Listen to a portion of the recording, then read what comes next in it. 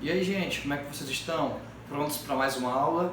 O conteúdo de hoje, gente, está lá no nosso livro 2, de Biologia 2, certo? Aula 7, página 58. O que nós vamos ver hoje? Tecido epitelial e pele humana. Veremos as características gerais desse tecido, nós veremos suas classificações e funções e também veremos algumas características da pele humana. Tranquilo? Espero que vocês compreendam e venham junto comigo. Pois bem, turma, esse é o nosso conteúdo da aula de hoje. Nós vamos começar a estudar o tecido epitelial e pele humana, ok? Se você quiser me acompanhar, eu estou no livro 2, né, de Biologia 2, aula 7, lá na página 58, ok? Então, nós vamos estudar hoje as principais características, né, do tecido epitelial, as características mais gerais. Vamos estudar também a sua classificação, vamos ver suas funções principais e também vamos ver as características da pele humana, certo? Então, se vocês quiserem acompanhar comigo, vocês abram o livro de vocês na página 58, ok? Vamos lá. Gente, na verdade, nós vamos começar a estudar, a partir de hoje e nas próximas aulas, uma série de tecidos. Nós vamos adentrar aí no ramo da biologia conhecido como histologia, que é o estudo dos tecidos, né? O tecido, gente, ele é um conjunto de células semelhantes que desempenham a mesma função. Então, essas células, como elas desempenham a mesma função, elas se agregam formando os tecidos humanos. Nós temos o tecido epitelial, que é o que a gente vai estudar hoje, temos o tecido conjuntivo, o tecido muscular e o tecido nervoso. Então, nas próximas aulas, a gente vai estudar minuciosamente cada um desses 4 tecidos humanos. Tranquilo?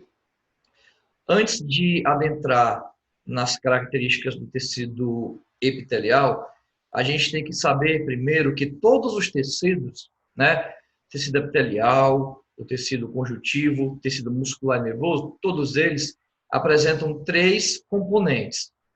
Obviamente, apresentam células, né, que dependendo do tecido que a gente estiver estudando, vai apresentar funções diferentes. Temos as substâncias intercelulares, matriz extracelular, é um sinônimo, que são as substâncias que são produzidas pelas próprias células do tecido, certo? E temos o chamado líquido intersticial. O líquido intersticial, gente, ele é um líquido que extravasa de dentro dos vasos sanguíneos, trazendo nutrientes, oxigênio para dentro dos tecidos. Então, essa é a composição de todos os tecidos. Todos os tecidos são formados por células, substâncias intercelulares, mais conhecido como matriz extracelular, e pelo líquido intersticial. Tranquilo? Em relação ao tecido epitelial, a gente tem que saber o seguinte: o tecido epitelial, ele possui células muito próximas uma das outras. Você vai dizer que as células no tecido epitelial são justapostas. O tecido epitelial apresenta células justapostas. E isso, gente, está diretamente ligado ao fato que grande parte dos tecidos epiteliais vão ter função de revestimento, função de proteção, proteger contra atritos, proteger contra abrasão. Então é interessante que as células desse tecido estejam muito próximas uma das outras. Por isso que a gente diz que o tecido epitelial ele é formado por células justapostas. Tranquilo? Portanto, não sobrando quase nenhum espaço para a matriz extracelular, para a substância intercelular. Então, você vai dizer que o tecido epitelial apresenta pouca substância intercelular, ou matriz extracelular, que é a mesma coisa, certo? Então, o tecido epitelial apresenta células justapostas, muito próximas uma das outras, com pouca substância ou matriz extracelular. Tranquilo? Uma outra característica importante é que o tecido epitelial, gente, ele não possui vasos sanguíneos. Ele é avascularizado, ele é avascular. Aí você me faz a seguinte pergunta: professor, se o tecido epitelial ele é avascular, então como é que chega oxigênio, nutriente? A nutrição do tecido epitelial, gente, é realizada através do tecido conjuntivo adjacente, ou seja, o tecido epitelial ele sempre vai crescer em cima de um tecido conjuntivo, do qual ele obtém o suporte nutritivo. Então, o tecido epitelial, ele obtém sua nutrição a partir do tecido conjuntivo de baixo, adjacente. Tranquilo? Além disso, o tecido epitelial, ele possui inúmeras terminações nervosas sensíveis a estímulos. Então, nós temos, por exemplo, na nossa epiderme, que é o tecido epitelial da pele, uma série de terminações nervosas na extremidade desse nosso tecido. Aqui nós estamos mostrando um esqueminha que mostra algumas estruturas que são responsáveis por essa justaposição das células epiteliais, que são responsáveis por essa união tão íntima entre as células epiteliais. Olha só, acompanha comigo. Nós temos os desmossomos, né, que vão formar aí a zona de adesão. Nós temos a zona de oclusão e nós temos as junções chamadas de gap. Então, olha só, nós temos 4 estruturas que são responsáveis pela justaposição, certo? Entre as células epiteliais. O desmossomo, gente, olhando aqui para o desenho, se você observar, ele é formado por 2 plaquinhas, placas proteicas, certo? Cada uma fica na membrana plasmática de uma célula. Tranquilo? Então, o que acontece? Dessas placas partem filamentos de proteína que vão atravessar a membrana da célula em direção à membrana da outra célula, prendendo ambas as membranas umas às outras. Então, o desmossomo, ele funciona para aumentar a adesividade, a junção entre essas células epiteliais. Tranquilo? Inclusive, perdão, inclusive nós temos proteínas adesivas bem aqui, ó, chamadas de caderinas, que vão ser responsáveis pela união desses desmossomos, cada plaquinha dessa, certo? E que vão ser responsáveis pela zona de adesão, tranquilo? Aí nós temos também a zona de oclusão, beleza? A zona de oclusão, gente, ela é uma espécie de vedação, certo? Vedando completamente as membranas plasmáticas das 2 células adjacentes. Aí nós temos também as junções do tipo gap. As junções do tipo gap são canais proteicos que permitem a passagem, gente, de substâncias citoplasmáticas do citoplasma de uma célula para o citoplasma da outra. Pode ser moléculas, íons, etc. Tranquilo? Olha só, o tecido epitelial, ele sempre vai crescer em cima de um tecido conjuntivo, certo?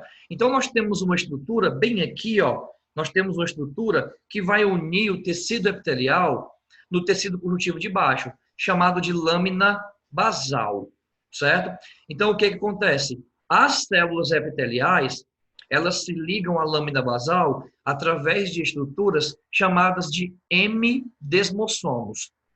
É bem parecido com o desmossomo, só que é só a metade, é só uma plaquinha dessa. Uma plaquinha dessa unindo a célula, certo? A lâmina basal. Tranquilo? Então, os hemidesmossomos, eles prendem as células epiteliais na lâmina basal. Tranquilo? Então, essas aqui são as principais características do tecido epitelial. Existem 2 tipos, gente, de tecido epitelial. Nós temos um tecido epitelial de revestimento, né? Que tem a função de revestir os nossos órgãos internos ou então superfícies externas. E temos o tecido epitelial glandular, que é um tecido responsável pela secreção, certo? De algumas substâncias. Vamos começar pelo tecido epitelial de revestimento. Quais são as funções desse tecido epitelial? O tecido epitelial de revestimento, ele reveste o corpo, pode ser externamente, né, no caso da nossa epiderme, certo? O que é a nossa epiderme? A epiderme é a camada de tecido epitelial da nossa pele, Só que o tecido epitelial de revestimento também pode revestir cavidades internas, como o tubo digestório, como as nossas vias respiratórias e sistema urinário, tranquilo? Além disso, tecido epitelial de revestimento protege o nosso corpo contra atritos, contra a invasão de micro-organismos. Inclusive, a gente diz que a nossa pele, a nossa epiderme, é a primeira linha de defesa contra agentes patogênicos, certo? Então, o nosso tecido epitelial nos protege contra a invasão também de micro-organismos. Protege o nosso corpo contra a evaporação, evitando, por exemplo, uma perda de água muito excessiva, né? E também atua na absorção de alimentos e oxigênio. Por exemplo, o tecido epitelial que reveste o nosso intestino, responsável na absorção de nutrientes. Nós temos também o tecido epitelial que reveste as nossas vias aéreas, que são responsáveis pela absorção de oxigênio. Então, você observa que o tecido epitelial ele é bem eclético, tem várias funções, né? No caso do tecido epitelial de revestimento. Então, é importante que a gente conheça essas funções aqui, tá, gente? Então, aqui, aquilo que eu falei, né? Ó, você tem aqui em cima o tecido epitelial e embaixo o tecido conjuntivo adjacente. Bem no meio, bem aqui, ó, eu estou apontando para a estrutura que une os dois tecidos, a lâmina basal. Então, a lâmina basal é a estrutura que une o tecido epitelial ao tecido conjuntivo adjacente, certo? Como é o nome da estrutura que prende as células epiteliais na lâmina basal? São os hemidesmossomos. Tranquilo? Para frente. O tecido epitelial de revestimento, ele pode ser classificado, gente, de acordo com o número de camadas, certo? Se o tecido epitelial de revestimento tiver só uma camada, você vai dizer que ele é um epitélio do tipo simples. Se ele tiver mais de uma camada, ele vai ser epitélio estratificado. Nesse caso aqui do meu esquema, esse epitélio aqui, ó, tem duas camadas. Uma camada, duas camadas. É um epitélio estratificado. E também nós temos um epitélio chamado de pseudoestratificado. Esse nome, ó, pseudoestratificado, significa falso estratificado. Por quê, professor? Porque, gente, se você olhar bem para esse tecido aqui, ó, ele te causa uma falsa impressão de que ele apresenta mais de uma camada, porque os núcleos das células estão em diferentes alturas. Vocês estão conseguindo ver, ó? Os núcleos estão em diferentes alturas, passando uma falsa impressão de que esse tecido tem mais de uma camada, quando, na verdade, esse epitélio só tem apenas uma camada. Então, você vai chamar esse epitélio de pseudoestratificado. Então, essa classificação aqui é de acordo com o número de camadas, tá, gente? Só que a gente também pode classificá-los de acordo com o formato das células. Então, se o tecido epitelial tiver células achatadas, parecendo escamas, você vai dizer que esse epitélio ele é pavimentoso ou escamoso. Esse bem aqui, ó. Estou apontando para ele. Pode observar como as células são todas achatadas, parecendo ladrilhos, né? Ó, são todas achatadinhas, parecendo pavimentos. Então, esse epitélio aqui, ele é chamado de epitélio pavimentoso ou escamoso. Tranquilo? Nós também temos epitélios chamados de cúbicos. Quando é que você vai dizer que o epitélio é cúbico? Quando a célula desse tecido tiver um formatozinho cúbico, né? Tá aqui, ó, esse exemplo aqui, ó. Esse exemplo aqui desse desenho, vocês estão conseguindo ver, é o epitélio do tipo cúbico. E, por fim, nós temos epitélios em que as células são prismáticas, cilíndricas ou colunares. Esse exemplo aqui, ó, pode perceber que as células, gente, são mais alongadas, são cilíndricas. Como é que você vai classificar esse tecido epitelial? Tecido epitelial, prismático ou colunar. Tranquilo? Então, você classifica de acordo com o número de camadas ou o formato das células. Só que uma classificação não exclui a outra, de uma forma que, por exemplo, você pode unir as duas classificações. Um epitélio estratificado pavimentoso. O que é? É um epitélio com células achatadas, por isso que ele é pavimentoso, mas apresenta várias camadas, né? Por isso que ele vai ser estratificado pavimentoso, porque ele apresenta várias camadas de células achatadas. É o caso, por exemplo, da pele.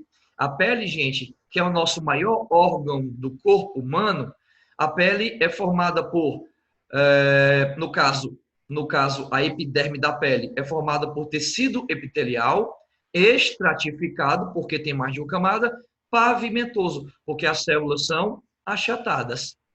Tranquilo? Só que existe um tecido epitelial que ele é interessante, gente. Ele é chamado de tecido epitelial de transição. O tecido epitelial de transição é um tecido que as células dele conseguem mudar de forma. Por exemplo, a bexiga urinária. A bexiga urinária é formada por um tecido epitelial chamado de estratificado de transição. Por quê, professor? Estratificado porque apresenta mais de uma camada e de transição, por quê? Porque quando a bexiga está vazia, o formato da célula é cúbico. Quando a bexiga está inflada, cheia de urina, essa célula muda de formato. Fica um formato mais, perdão, cilíndrico. Então, olha só, se as células elas mudam de forma, você vai dizer que esse epitélio ele é um epitélio de transição, que é o caso justamente da bexiga urinária. Tranquilo? Então você percebe que você pode aliar os dois tipos de classificação: número de células, certo? Número de camadas, aliás, e o formato das células. Para frente. Olha só, nós temos o epitélio que não reveste o corpo externamente, mas reveste cavidades. É o caso, por exemplo, do intestino ou, por exemplo, do nosso esôfago. Né? O que acontece? O nosso intestino, gente, ele possui um epitélio classificado como prismático simples. Simples porque só tem uma camada, prismático porque as células são colunares, né? São cilíndricas. O que o tecido epitelial do intestino vai ter de especial? Estruturas, gente, parecendo dedos de uma luva. A gente costuma até atribuir o termo estrutura digitiforme, que são chamadas de microvilosidades intestinais. Professor, qual é a função dessas microvilosidades? Gente, aumentar a superfície de absorção. Uma vez que esses epitélios aqui vão ter função de absorção de nutrientes. Já, por exemplo, as nossas vias aéreas, né? A traqueia, por exemplo, vai ser formada por epitélio pseudoestratificado cilíndrico. Por quê? Pseudoestratificado, porque você percebe que os núcleos estão em diferentes alturas, por isso que é pseudoestratificado. É cilíndrico porque as células são prismáticas, são cilíndricas, colunares. O que essas células vão ter de especial? Primeiro, na base dessas células, gente, ó, nós vamos ter uma célulazinha especial chamada de célula caliciforme. Professor, o que é uma célula caliciforme? É uma célula capaz de produzir muco, gente. Certo? Para que esse muco? Quando você respira, o que acontece? As impurezas, partículas de ar, vão ficar impregnadas desse muco. Certo? Aí o que acontece em seguida? Na extremidade dessas células epiteliais, ocorre a presença de inúmeros cílios.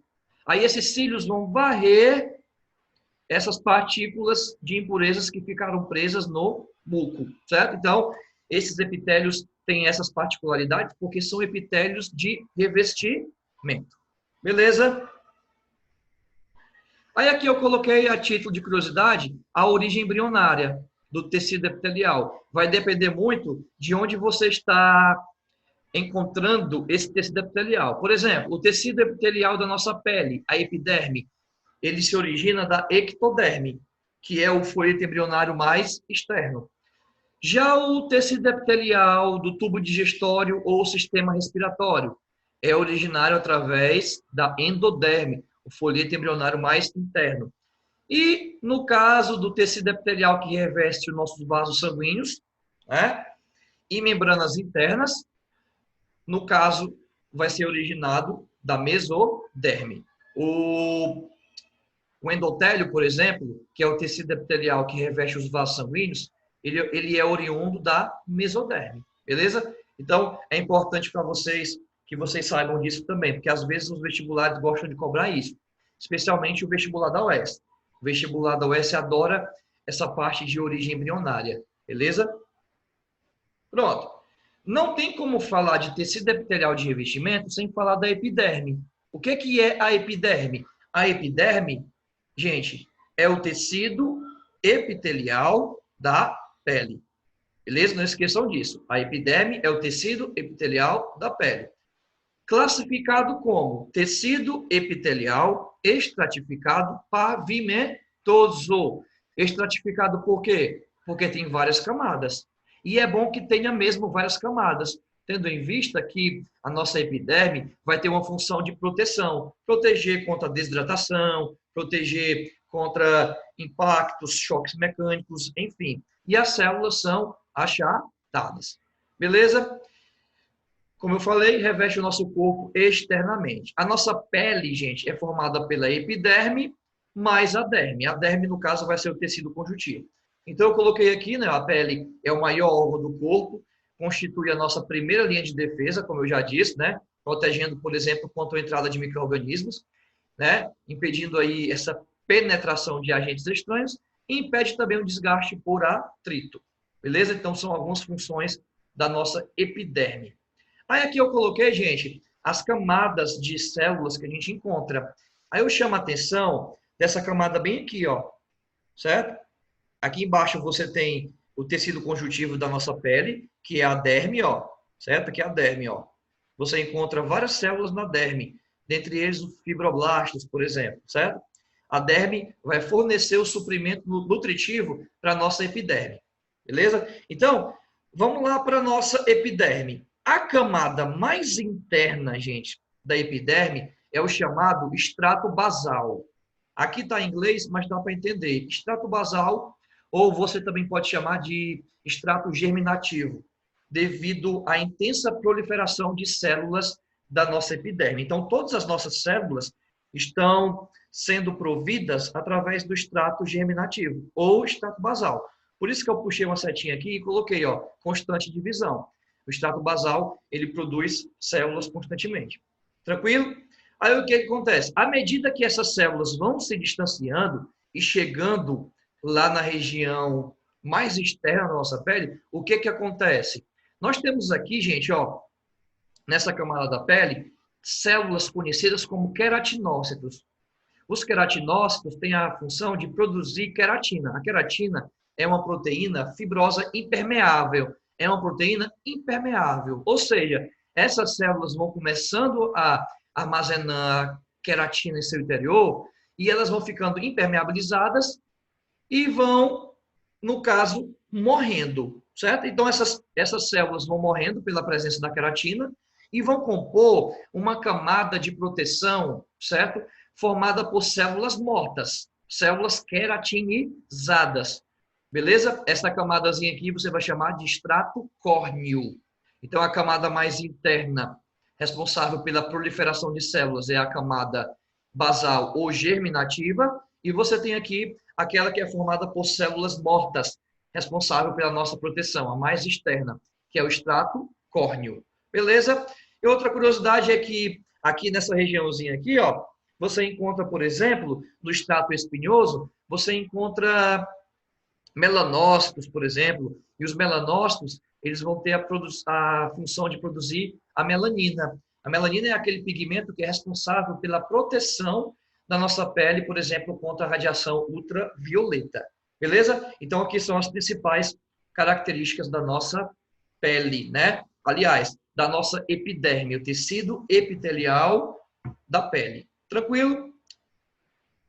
Para frente, mais uma vez aqui, mais uma imagem ilustrativa das várias camadas da nossa epiderme, tá, gente? E, por fim, nós chegamos no tecido epitelial glandular. Então, até agora, nós falamos do tecido epitelial de revestimento, que tem função de revestir, proteger. Agora, nós vamos falar de um tecido epitelial chamado de glandular.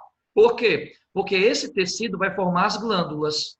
O que são glândulas? São estruturas formadas por agrupamentos de células epiteliais que se multiplicam e penetram no tecido conjuntivo subjacente. Ou seja, as glândulas, elas se formam de células epiteliais que se destacam do epitélio indo compor o tecido conjuntivo de baixo.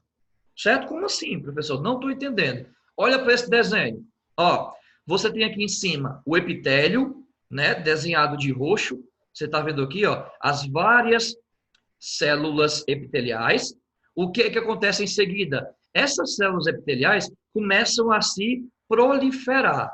Certo? Você está vendo aqui, ó, que nesse epitélio, a célula epitelial começou a se proliferar aqui embaixo. Aí ela emitiu, gente, olha aqui, ó, um aglomerado de células. Esse aglomerado de células aqui, se você observar, ele está invadindo o tecido conjuntivo de baixo. Então, é isso que acontece. Uma glândula é um aglomerado de células epiteliais que vão ocupar a derme, né? No caso da pele, que vão ocupar o tecido conjuntivo adjacente. Tranquilo? Aí, o que acontece?